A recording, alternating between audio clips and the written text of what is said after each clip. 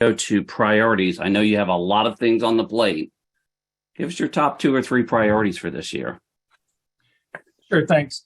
I already talked about the triage part, and that's the part where Cybercom is the supported mission. The other part where we are supporting others is what's the question I get asked most often is, what is the cyber risk to my mission? And that's usually from a combatant command or other element.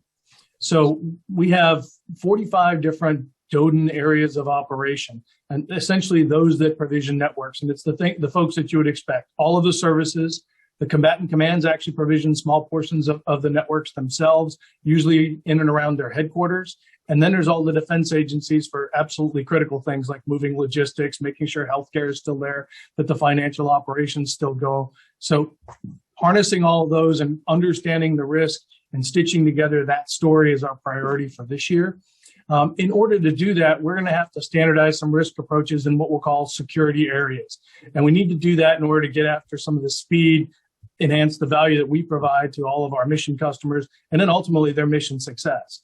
The security areas that I'm talking about, we've talked a little bit about internet operations or forward-facing things that the adversary can see right off the bat.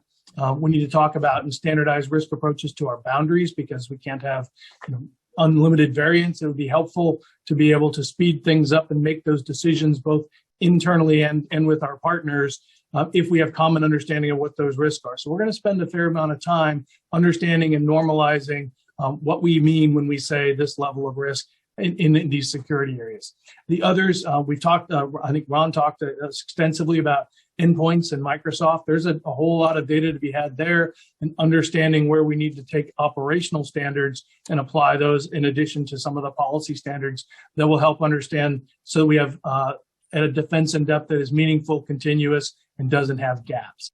And then some areas that we need some more work in, critical infrastructure, operational technologies in particular. That's not typically, a strong suit for our military folks. That usually requires a longer time in the industry and a specialized approach that we tend to see on the industrial side. So that's an area we're going to have to lean on those partnerships I mentioned earlier to understand and really to feed the mission and understand where we have building blocks in place that we may not understand the risk for. And then finally, all that gets supersized when we just start talking about weapon systems. And those, as they are increasingly networked, enabled, anything with a Cat 5, Cat 6, Cat 7 jack in it, now is a potential adversary inroad. And we need to make sure those things are specifically hardened.